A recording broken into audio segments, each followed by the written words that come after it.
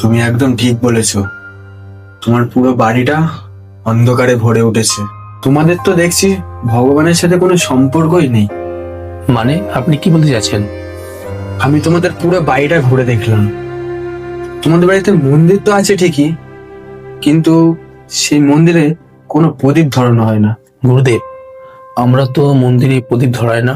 ব্যাস, এই কারণেই তো তোমাদের জীবনটা অন্ধকারে ভরে উঠেছে। আমাদের প্রত্যেকেরই উচিত প্রতিদিন একবার হলেও মন্দিরে প্রদীপ জ্বালানো। নিয়ম করে মন্দিরে প্রতিদিন প্রদীপ জ্বালালে ঘর ভরে ওঠে দেবতার আশীর্বাদে।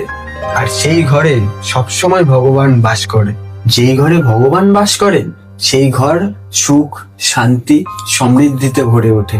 তোমরা যদি নিজেদের পরিস্থিতির পরিবর্তন করতে চাও, তো সবার আগে নিজেদের ঘরের অন্ধকার দূর করতে হবে।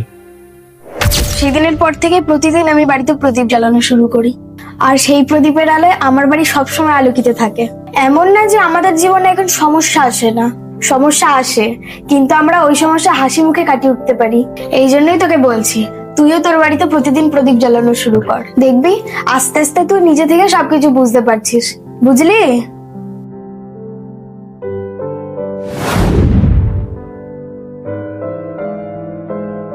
থাক স্নেহা, দে আমাকে।